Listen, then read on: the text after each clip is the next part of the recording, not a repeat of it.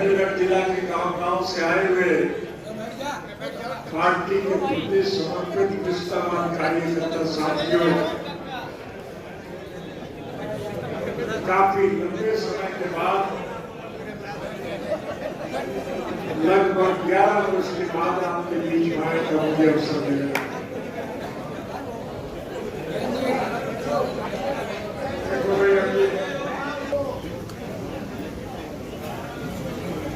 2005 में जब हमारी सरकार गई थी, कांग्रेस पार्टी की सरकार इस प्रदेश में बनी थी और उस सरकार ने एक साजिश और षड्यंत्र करके मुझे 10 साल के लिए जेल भिजवाने का काम किया था। दोष मेरा सिर्फ ये था कि मैंने 3610 पढ़े लिखे युवकों को नौकरी देने का काम किया।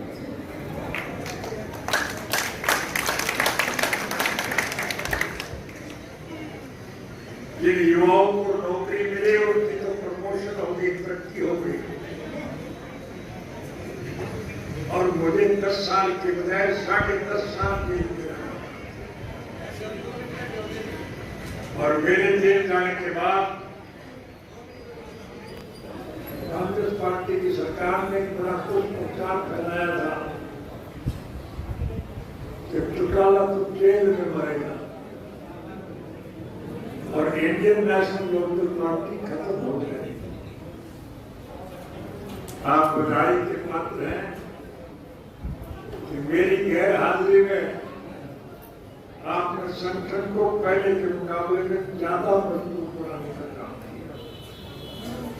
ये बात मैं नहीं कह रहा हूं, बल्कि विरोध पक्ष के अग्रणी नेता भी इस बात को मान के चलते हैं कि संगठनात्मक दृष्टि से आप ये फोटो बहुत मेरी फोटो तो सारे घर में पहले बहुत अंदर है कि मेरी गैर हाजिरी में आपने संगठन को पहले के मुकाबले में ज्यादा मजबूत बनाया। साथियों, जात बड़ी नहीं होती, जमात बड़ी होती। प्रजातांत्रिक प्रणाली में जनता के सहयोग और समर्थन से सरकारें बनती हैं और फिर चुनी हुई सरकार की जिम्मेवारी होती है कि वो जनहित के कामों में रुचि ले, लोगों को रोजगार दे, किसान के खेत के उत्पादन के ज्यादा से ज्यादा दाम दे, हरियाणा में उद्योग धंधे स्थापित हो। विकास की दृष्टि से हरियाणा प्रदेश समूचे विश्व के स्तर पर एक अग्रणी प्रदेश बने। हरियाणा प्रदेश के मौजूदा मुख्यमंत्री ने मुख्यमंत्री का पदभार संभालने के बाद सर्वप्रथम एक घोषणा की थी कि मेरी कोठी की खिड़की पे जो कोई आके दरख्वास्त देगा उसको सारी सुविधाएं प्रदान की जाए। प्रजातांत्रिक प्रणाली में जनता सरकार बनाती है और फिर चुनी हुई सरकार की जिम्मेवारी होती है कि वो जनहित के कामों में रुचि ले, लोगों की मूलभूत जरूरियात पूरी करे। और अगर वो सरकार लोगों के हितार्थ कोई काम ना करे तो फिर उसे त्याग पत्र दे देना चाहिए। और यदि वो त्याग पत्र ना दे तो फिर जनता जनार्दन को इकट्ठे होकर के इस प्रकार की सरकार का पतन करना चाहिए। जेल से यहां होने के बाद मैं सबसे पहले उन साथियों का बधाई देने, उनका आभार व्यक्त करने गया था जो आज भूखे प्यासे गर्मी सर्दी में बारिश की परवाह किए बिना सड़कों पे 9 महीने से डटे बैठे हैं और मुझे सबसे ज्यादा प्रसन्नता तब हुई तब मैंने देखा कि इस आंदोलन में 36 जात के लोग बैठे, हिंदू, मुसलमान, सिख, ईसाई, हरिजन, बैकवर्ड, व्यापारी, कर्मचारी, कारखानेदार, मजदूर, किसान और कमेरा, 36 जात के लोग आज सरकार की तरफ से बनाए गए गलत कानूनों का विरोध करने के लिए सड़कों पर बैठे। प्रदेश का भविष्य उज्जवल होगा और जब हमारी सरकार बनेगी तो फिर हम अतीत में जो अच्छे काम किए हैं तो भविष्य में और ज्यादा अच्छे। अभी जैसा बताया कि 3610 युवकों को नौकरी देने के नाम पर मुझे 10.5 साल जेल में काटने पड़े, नहीं काटने। अब की सरकार आप बना दो और सरकार जब आपकी बनेगी तो मैं आपसे वायदा करके जाता हूं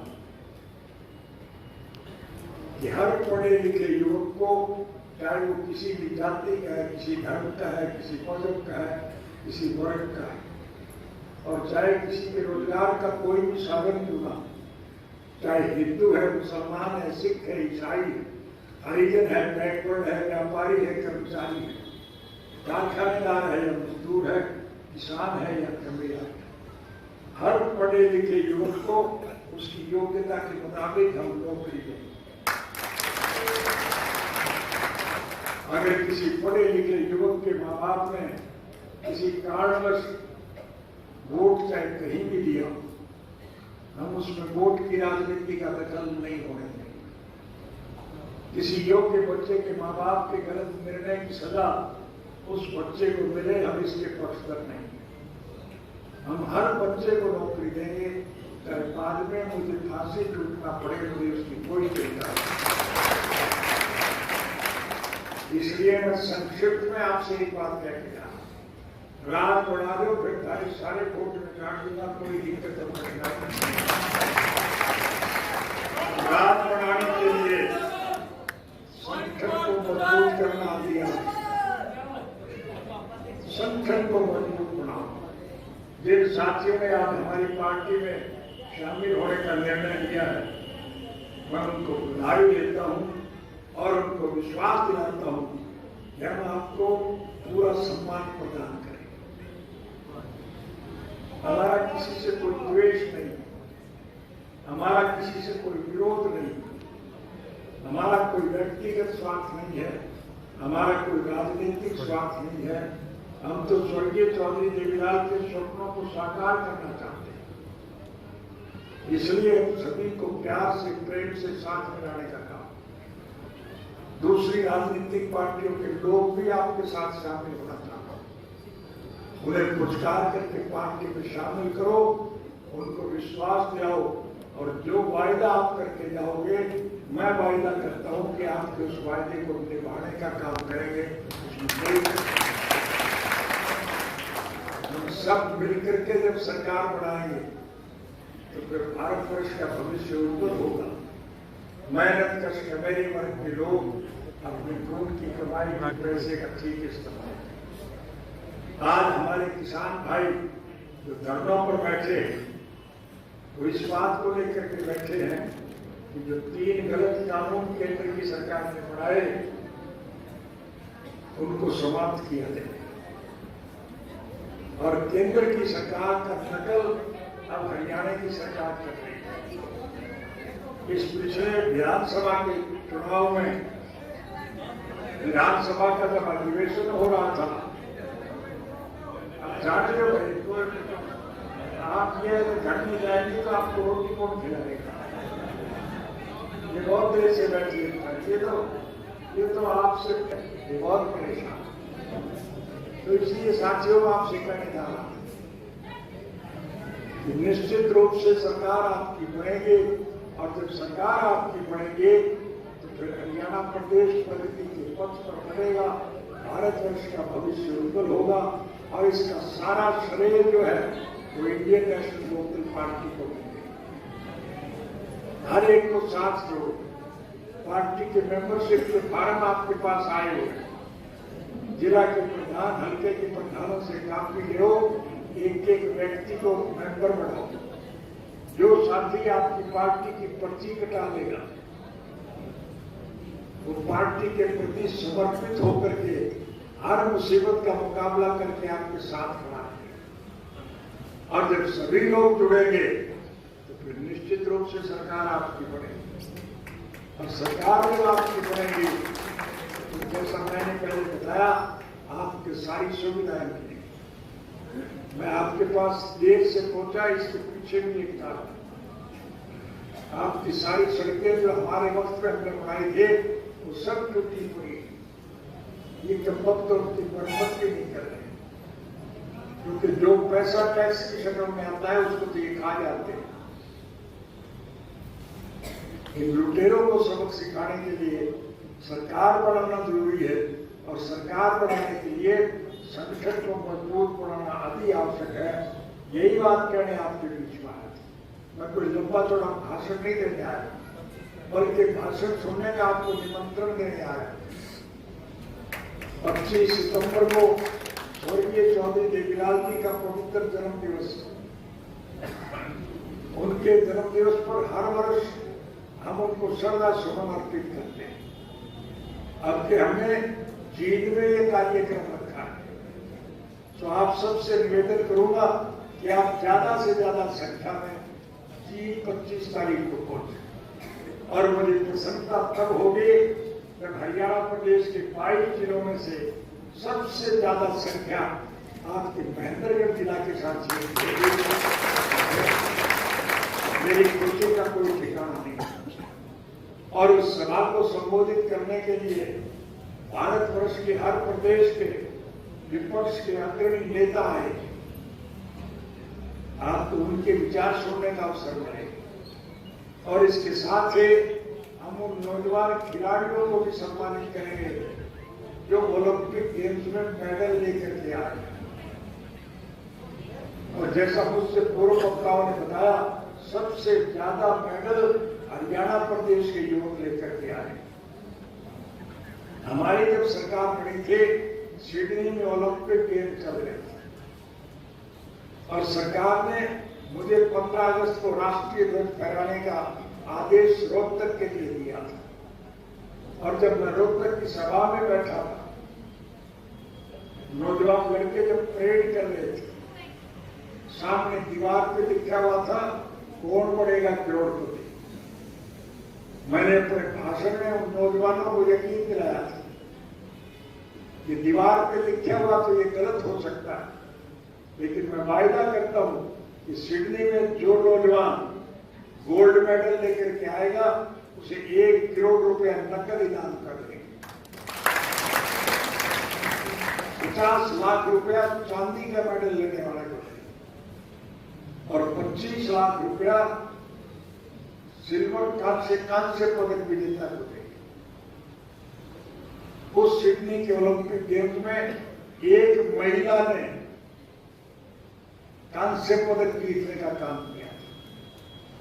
वो महिला आंध्र प्रदेश की कर्नम मल्लेश्वरी थी और हरियाणा में ब्याही हुई थी। उस बेटी को जब हवाई अड्डे पर उतरने का मौका मिला तो न सिर्फ हमने उसका वहां स्वागत किया, बल्कि साथ ही नकद 25 लाख रुपए को देने का काम किया। और उसका नतीजा ये निकला कि नई पीढ़ी के लोगों में उत्साह आया। उन्होंने खेलों में जीत हासिल करने के निरंतर प्रयास किए। आप सड़कों पर देखते होंगे, सुबह शाम पढ़े लिखे युवक सड़कों पर दौड़ते दिखाई देंगे, और उसी का परिणाम है कि आज इस ओलंपिक गेम में सबसे ज्यादा मेडल हमारे बच्चों को। हम उनको भी चौधरी देवीलाल जी के पवित्र जन्मदिवस पर जींद में सम्मानित करने का काम करेंगे, ताकि युवाओं को और ज्यादा हौसला मिले। नई पीढ़ी के नौजवानों ने नए सिरे से देश के आने हुकूमत संभालनी है, इसलिए हम तो उनके रास्ते का हमवार साफ करने का काम कर रहे हैं। उनको सहयोग देंगे, उनका समर्थन करेंगे। आपसे भी निवेदन करूंगा कि उन बच्चों का हौसला अफजाई करो, उन्हें शिक्षा अच्छी दिलाने का काम करो। शिक्षित बच्चे जब अच्छे पदों पर, गांव का पढ़ा लिखा युवक, कस्बे का पढ़ा लिखा युवक और शहर का पढ़ा लिखा युवक अच्छे पद पर अगर होगा तो फिर वो गांव की भलाई की बात करेगा नहीं करेगा। इसलिए हम उनको अवसर प्रदान करना था। यही बातें करने के लिए आज आपके बीच में आया था। आपसे पुनः निवेदन करूंगा कि ज्यादा से ज्यादा संख्या में 25 तारीख को चीन पहुंचने का काम करें। वहां राजनीतिक चर्चाएं भी होंगी और आर्थिक तौर पर देश कैसे संपन्न हो इस पर भी खुल करके विचार किए जाएंगे। और ऐसी संभावना भी है कि वो सब लोग जब इकट्ठे होंगे तो विचार विमर्श करके थर्ड फ्रंट की बुनियाद वहां से रखी जाएगी। यही कुछ बातें करने के लिए आपके बीच में आया था। आप जरूरी कामों को छोड़कर इस वर्ष की बारिश में यहाँ है, मैं आप सबका आभार व्यक्त करता हूँ। धन्यवाद। आप देख रहे हैं इंडिया न्यूज़ 16, जहां जाए सच के साथ।